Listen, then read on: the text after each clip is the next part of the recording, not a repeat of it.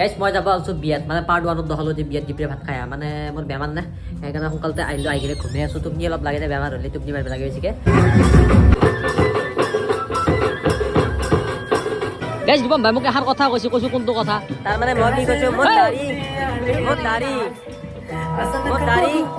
সৰ্বৰেলি ৰজত যে কুলনি গামলাই মই দাড়ি কাটি দিগা কৰিম বাহ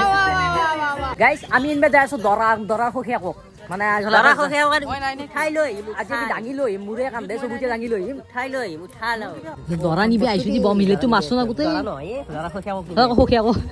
ভাই ভাই